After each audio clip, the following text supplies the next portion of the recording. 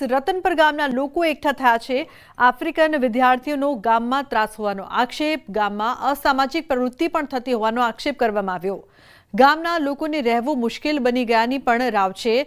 અગાઉ પર રતનપર ગામના લોકોએ પોલીસને આ અંગે રજૂઆત કરી હતી। ઉલ્લેખનીય છે કે આ પહેલા પણ આ રજૂઆત કરવામાં આવી હતી। આફ્રિકન વિદ્યાર્થીઓ દ્વારા ત્રાસ હોવાનો આક્ષેપ કરવામાં આવ્યો છે। દેહ વ્યાપારની પ્રવૃત્તિની પણ વાત સામે આવી રહી છે। રાજકોટના રતનપર ગામમાં વિદેશી વિદ્યાર્થીઓનો ત્રાસ હોવાનો આક્ષેપ છે તે ગામના લોકો કરી રહ્યા છે। અત્યારે આક્રોશ સાથે રતનપર ગામના લોકો છે તે એકત્ર થયા છે। આપ દ્રશ્યોમાં પણ જોઈ શકો છો કે જે રીતના જે છે આફ્રિકન વિદ્યાર્થીઓનો ત્રાસ છે, શું ત્રાસ છે, પહેલા આપણે એમની જે વાત કરીશું, શું તકલીફ પડતી હોય છે, શું સમસ્યા છે ગામમાં? ખરેખર આ તકલીફ બહુ અમને વધારે છે। આ એટલું સરસ મજાનું યાત્રાધામનું એક રતનપરનું એક નામ આવે છે, એ બદલે આ લોકો બહુ દેહ વેપાર કરે છે, પ્લસ ચરસ ગાંજો ને એવું બધું પણ સેવન કરે છે। બીડી છે, રતનપર છે, ગવડીદર છે, હડાળા છે। આ લોકો અહીંયા કઈ દુકાનોમાંથી કઈ વસ્તુ લે છે તો એના પૈસા નથી દેતા।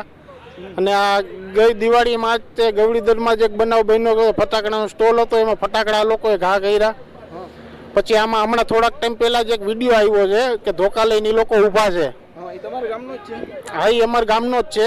અને આમાં આપણે ઊભા હોય ધોકાની લઈને તો પોલીસ આફ્ટર બિફોર કરે છે, આમાં કેમ નથી થતું? હવે અમારે અહીંથી હિજરત કરવી પડે એવી પરિસ્થિતિ આવી ગઈ છે। ચોક્કસથી આ ગામના એક ગામ નહીં પરંતુ આજુબાજુના 2 થી 3 ગામના લોકો એવા છે કે જે આ અસામાજિક પ્રવૃત્તિ કરતા જે લોકો છે તેનાથી ત્રાહિમામ છે। વિદેશી વિદ્યાર્થીઓથી ત્રાહિમામ છે। જો તેમનો નિકાલ નહીં આવે તો ગામ લોકોએ ગામ મૂકવું પડે તેવી સ્થિતિ પણ જે છે અહીં જોવા મળી રહી છે। હાર્દિક જોશી, ન્યૂઝ 18 ગુજરાતી, રાજકોટ।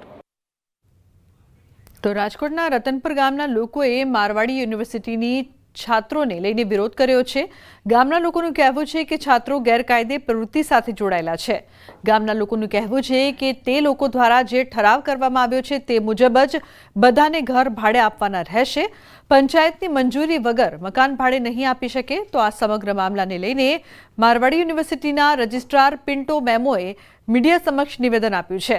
તેમણે કહ્યું છે કે અમારા છાત્રો કોઈ ગેરકાયદે પ્રવૃત્તિ સાથે જોડાયેલા નથી, તેમજ નશા અને અનૈતિક પ્રવૃત્તિને લઈને પોલીસ ફરિયાદ માટે પણ અમે તૈયાર છીએ। અને જો કોઈ છાત્ર ગેરકાયદે કામ સાથે જોડાયેલા હશે તો જે પણ કાર્યવાહી થશે તે અમે સ્વીકારીશું।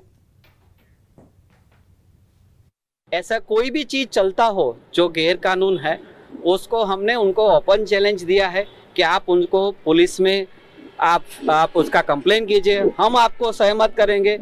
हमको पता चला तो हम खुद पुलिस के पास जाके इसका कंप्लेन लिखते हैं। मारवाड़ी यूनिवर्सिटी कोई भी केस को दबाना चाहती नहीं है।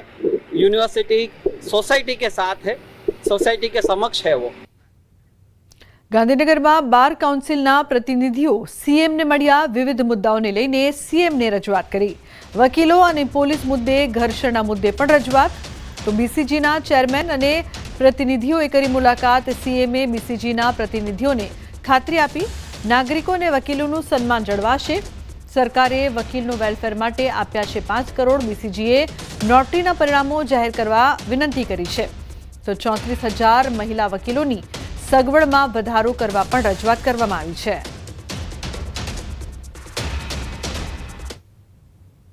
પોલીસ અને ગુજરાતના વકીલો વચ્ચે નાના મોટા સંઘર્ષના બનાવો બનતા રહે છે અને પોલીસ દ્વારા કેટલીક ઘટનાઓની અંદર ગુજરાતના વકીલોનું અપમાન થતું હોય છે।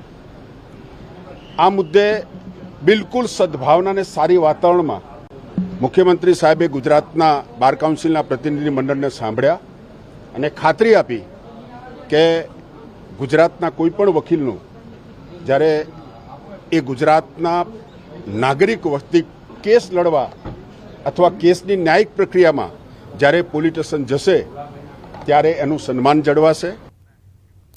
આદિવાસી સમાજની અસ્મિતા અને શૌર્ય ઉજાગર કરવા 15 નવેમ્બરે ગૌરવ દિવસ તરીકે ઉજવણી। શિક્ષણ મંત્રી કુબેર ડિંડોરનું નિવેદન। 2025ના બિરસા મુંડા જન્મજયંતિના 150 વર્ષ પૂર્ણ થઈ રહ્યા છે। ધરતી આંબા જન ભાગીદારી અભિયાનમાં પણ 5 લાખથી વધુ આદિવાસી જોડાયા છે। તેમજ 22થી વધુ સરકારી યોજનાઓનો આદિવાસીઓને ઘર આંગણે લાભ અપાયો છે।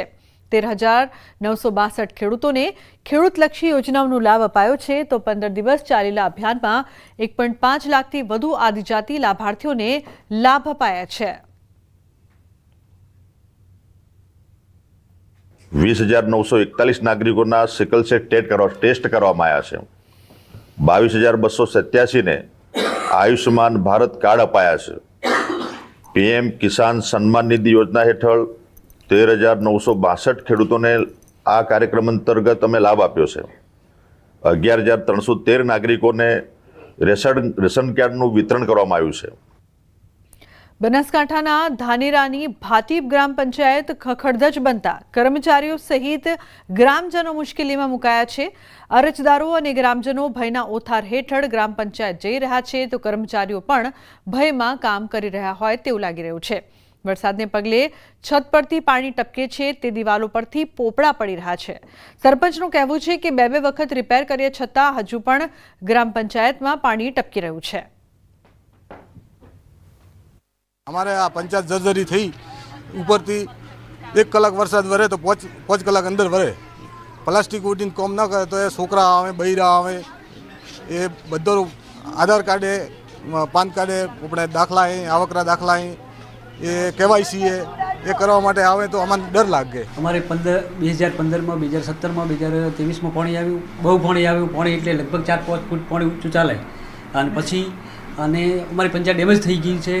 અને વરસાદનું જો પાણી ભેગું થાય દીવા ઉપર, ધાબા ઉપર, એટલે ધાબુ સુવાનું ચાલુ થાય. એટલે અમને સરકાર બીજી પંચાયત, અમારી જર્જરિત પંચાયત થઈ ગઈ એટલે બીજી પંચાયત તમને બનાવી આપે તો અમને બહુ રસ છે. આ પંચાયત જો 12 મહિના રિપેરિંગ કરશો તો ચાલશે, બીજું વધારે રિપેરિંગ પણ ચાલે જેવું નથી.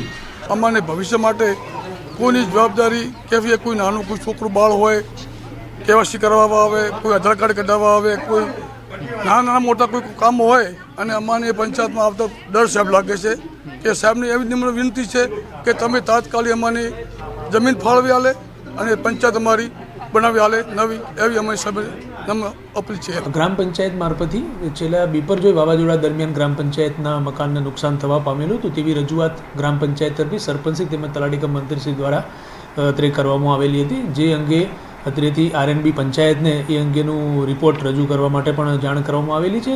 RNB પંચાયત તરફથી ગ્રામ પંચાયતના હાલના સ્ટ્રક્ચરને લઈને જે કોઈ રિપોર્ટ રજૂ કરવામાં આવશે નવીનીકરણ કરવા માટે અથવા તો રિપેરિંગ પાત્ર છે કે કેમ, એ રિપોર્ટ રજૂ થયા બાદ આગળની કાર્યવાહી કરવામાં આવશે. ઘણી વખત લોકો પોતાના જીવ જોખમમાં મૂકીને દરિયામાં નહાવા જતા હોય છે અને તેના કારણે ડૂબી જવાથી મોત પણ થઈ જતા હોય છે. જો કે ડૂબતા લોકોને બચાવવા માટે દરિયા કિનારે લાઈફગાર્ડ ટીમ તૈનાત હોય છે, ત્યારે હવે લાઈફગાર્ડ ટીમ વધુ ઝડપથી લોકોને બચાવી શકે તે માટે ટીમને આધુનિક રોબોટિક બોટથી સજ્જ કરવામાં આવી છે, તેમજ તે આધુનિક સાધનોથી પણ સજ્જ છે. આથી હવે દમણમાં દરિયામાં કોઈ પર્યટક ડૂબવાની ઘટના બને તો તેમને બચાવવા માટે ગણતરીની મિનિટોમાં જ આ રોબોટિક બોટ સીધી તે વ્યક્તિ સુધી પહોંચશે અને તેને બચાવી હેમખેમ કિનારે લાવી શકશે. આ રોબોટિક બોટ અનેક રીતે રેસ્ક્યુ ઓપરેશનમાં મદદરૂપ થઈ શકશે.